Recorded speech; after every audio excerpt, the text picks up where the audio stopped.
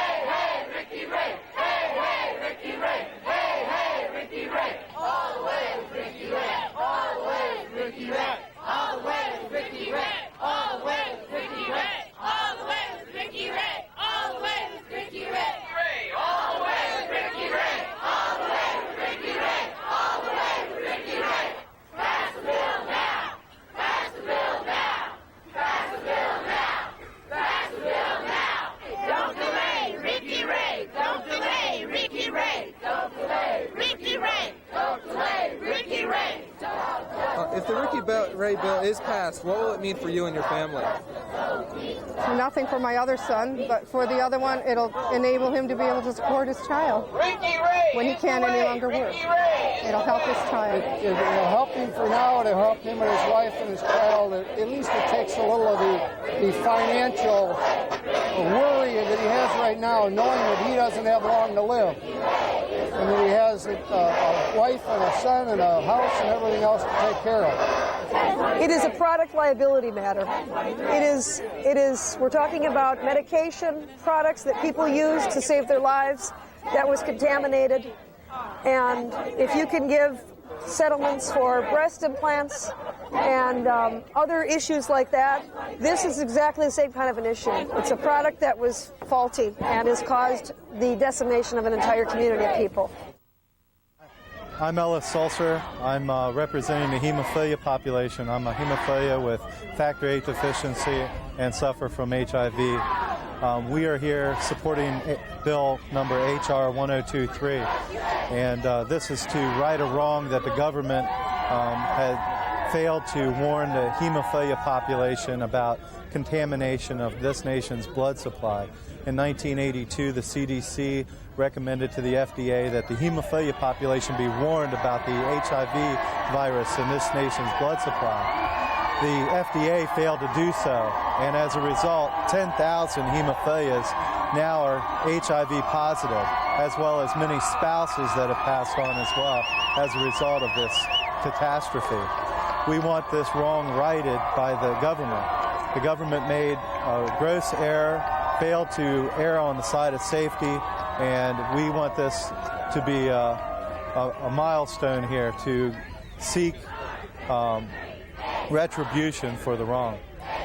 We have already lost thousands of hemophilias, and we're continuing to lose at the rate of 2 a day more hemophilias.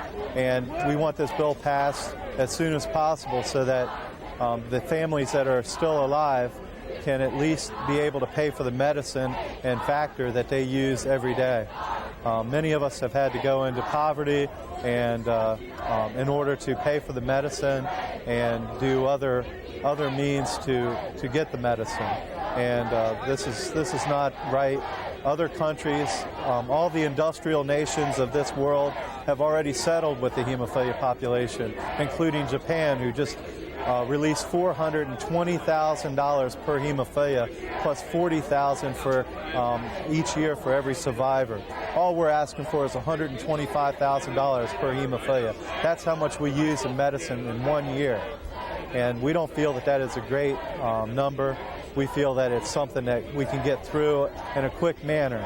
And we want to see this nation do something to help this population, especially when they had a chance to do so and failed. What's it going to take to get our bill passed here?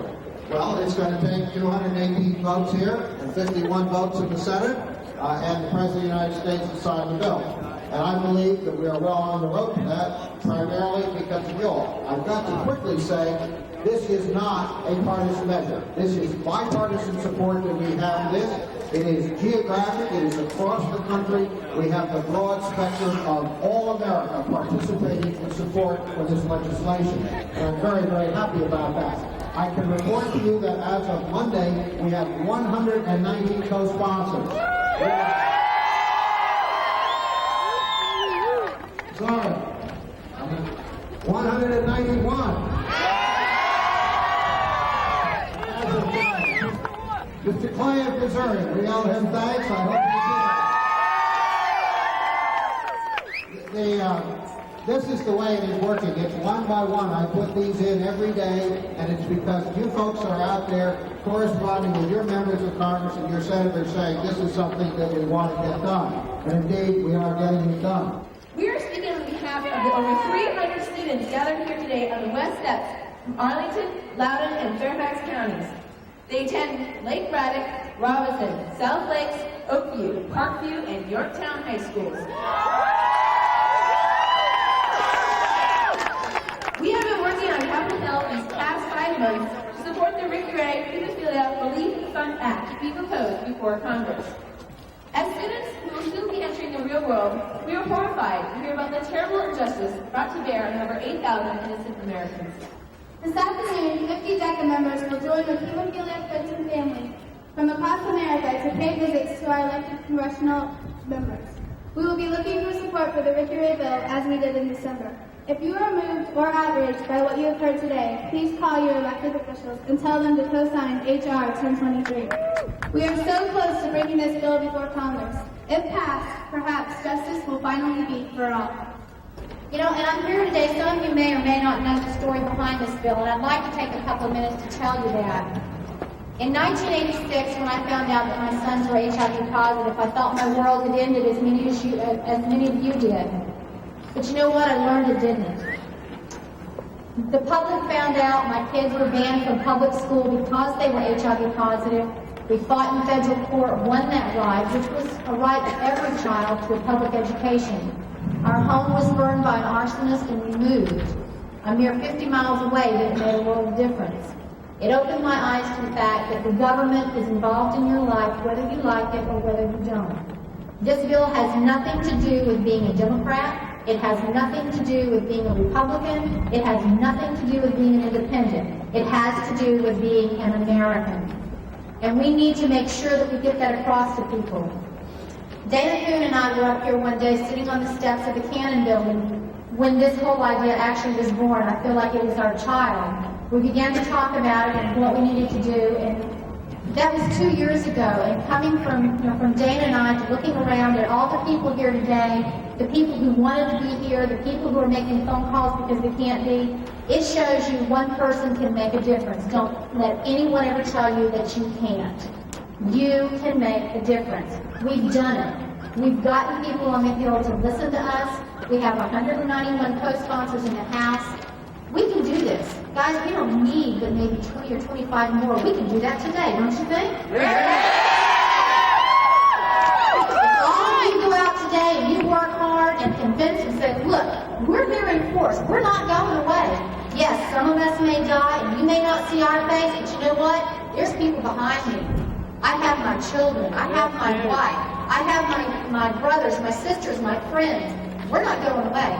When my son died, a lot of people thought, okay, she's a grieving mother, she'll go away. Folks, it's been almost 4 years. I'm not going anywhere. I still have 2 children with HIV to fight for. I have a daughter who someday may have a child with hemophilia. I will not, and I repeat, will not let her go through what you and I have had to go through these last 10 years. It's not right. Right. Far too many families, some say as many as 10,000 patients, began to hear the haunting words, "I'm sorry, you've been diagnosed as HIV positive.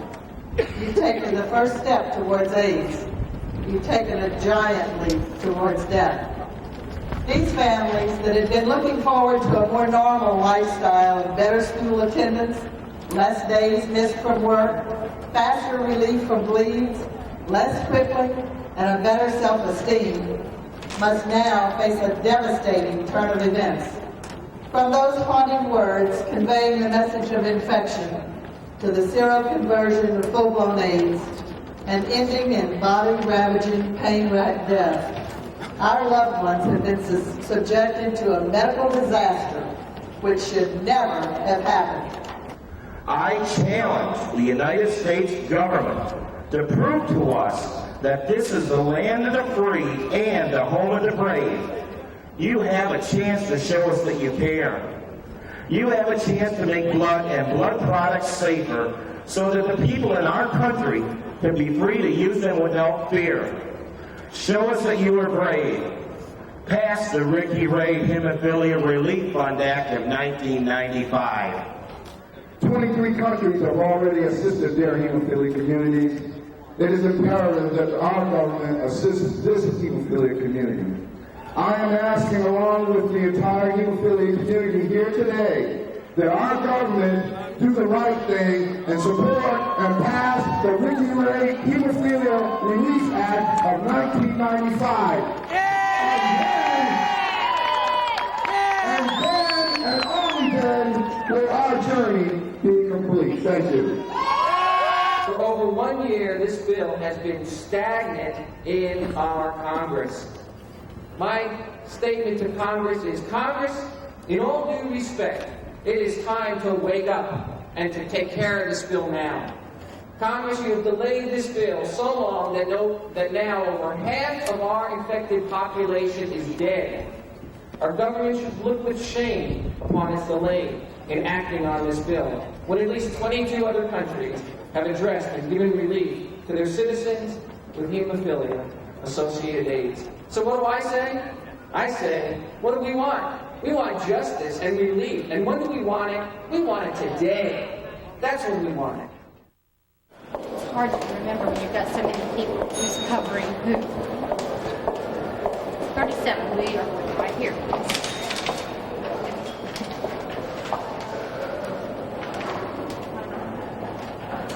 Hi, my name is Louise Ray, and I'm here today. We are lobbying for Ricky Ray bill. I believe somebody was actually supposed to have an appointment at 1:30, and I don't know, did they come? Well, they apparently forgot their packet. So, I'd like to leave this. You are? Congressman John Tennant. And that's Senator Tim Johnson. We need you to co-sponsor badly. You never know, right? Tim Connors. Did you say Tim Connors? Todd? Ma'am. Hi, I'm Louise Ray. How are you? Nice to meet you. And these are some of our DECA students. Hey, I'm Todd Rich. Nice to meet you. Eric? Jason. Corey? Hey, how you doing? Hi. Nice to meet you.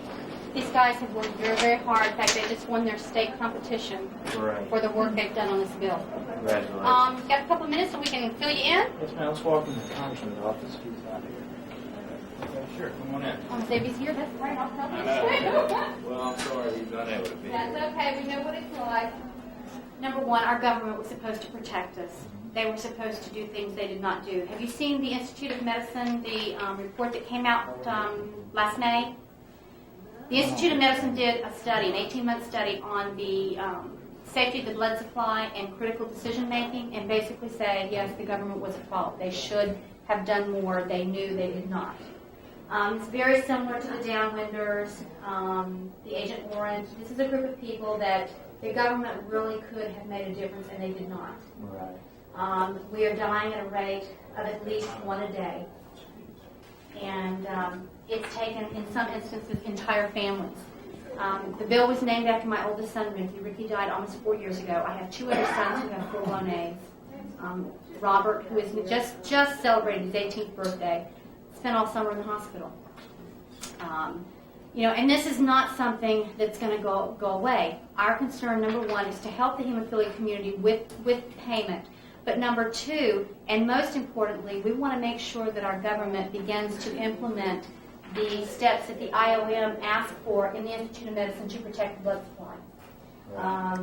The pharmaceutical companies really don't like the idea because they know if the government does what they are supposed to do, then the pharmaceutical companies need to follow suit. It's a justice matter because we know that we have the scientific evidence that came back from the Institute of Medicine, which proved that there was a lack of responsibility by our federal government. They failed in many of the situations in regulating the blood supply. And as a result, we've had over 8,000 persons with hemophilia who become infected. So this was really a preventable disease.